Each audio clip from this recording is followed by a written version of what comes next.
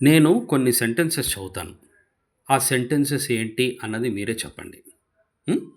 'Do come off and on' అనుంది. 'Do come off and on' అదేంటి ఆ పక్కన 'డూ' ఎందుకొచ్చింది అని అనిపిస్తుంది కదా! మీరే ఆలోచించండి ఏంటో. తప్పకుండా, తరచుగా వస్తూ ఉండండి అనేది దీని అర్థం. 'టుమారో నెవర్ డైస్' అన్నాను. ఇదేంటో తెలుసా?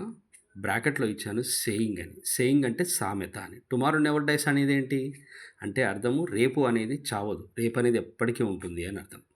మరి ఇక్కడ చూడండి 'యెస్టర్‌డే నెవర్ కమ్స్' అన్నాం. ఇది కూడా ఒక సేయింగే. అండ్ సేయింగ్స్ ఏంటంటే క్యాపిటల్ లెటర్‌లో రాస్తే బావుంటుందనమాట. ఇప్పుడు ఇక్కడ 'యెస్టర్‌డే నెవర్ కమ్స్' అని ఉంది గదా!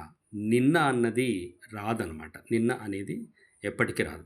నిన్న జరిగిపోయిందనుకోండి, జరిగిపోయినట్టే.